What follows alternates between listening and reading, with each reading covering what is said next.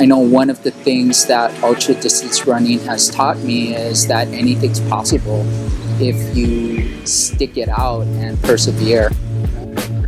My name's Scot Kuwaye and I'm from Honolulu, Hawaii. I've been running ultras 7 to 8 years. First actual run was Honolulu Marathon, and I just thought it'd be a cool thing to do, and ever since then I had a great experience. I was kind of hooked into running.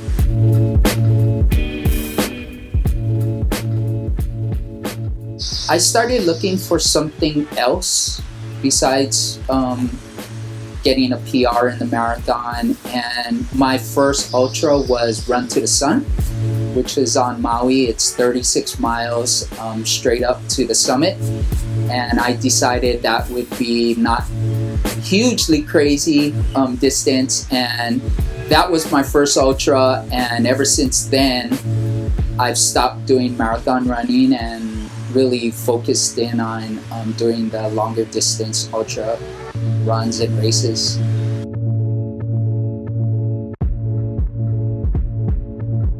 I really believe as I get older that you really have to have a passion for what you do in life, and that's, you know, your profession and whatever interests you have outside. So for me, you know, if I'm training for a race that I really want to do, I'm driven in that sense. I'll find time after work, and I usually work anywhere from 55 to 60 hours a week during my day job. So if that my training routine, you know, sometimes you know, I get home at 8 at night, and I just try to rejuggle my priorities during the time that I'm training for a race. But you know, I love what I do. I love ultra distance running, so it doesn't feel like a burden on my lifestyle at all.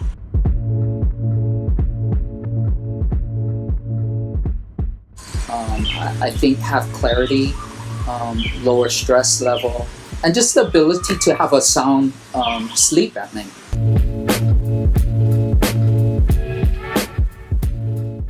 I really enjoy how they have the race organized. I definitely like the temperatures. It's a little cooler than what I typically run in Hawaii. And just the scenery, running along the ocean and seeing the Bay Bridge are things that I typically don't experience, and so I've really enjoyed running that race 3 years in a row.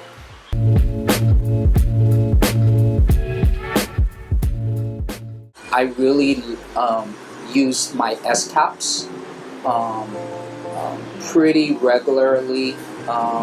Most of the races I run, you know, there's a huge amount of fluid loss through perspiration, so that really helps me to avoid cramping and helps me to just remember to hydrate.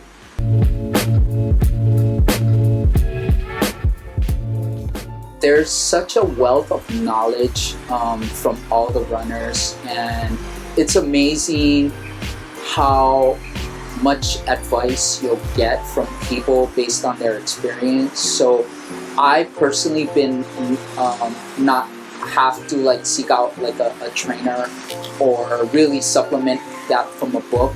All of it is just knowledge that other people have been imparting on me.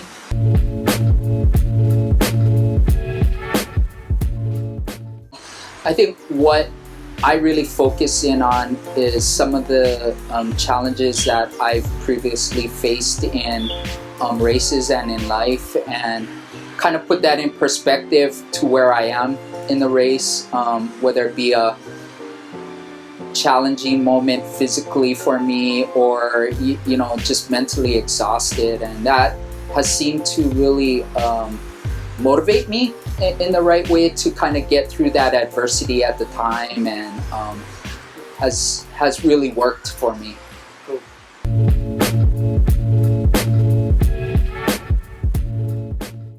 No, I did Western States last year, and I had such a great experience. I really would like the opportunity to do the Western States again, and this time do the Grand Slam, which is Vermont, Western States, Leadville, and Wasatch.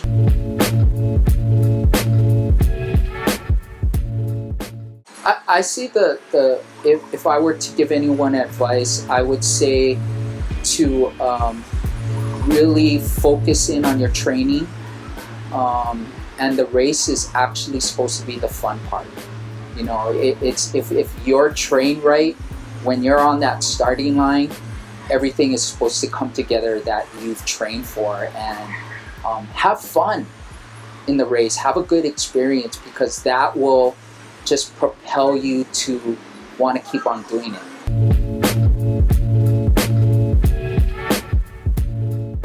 You have so many gifted athletes doing amazing things that it for me, it just always, I'm in awe, and I'm inspired by what people are doing in our community, and that kind of drives me to say, I want to be part of that, I want to experience that.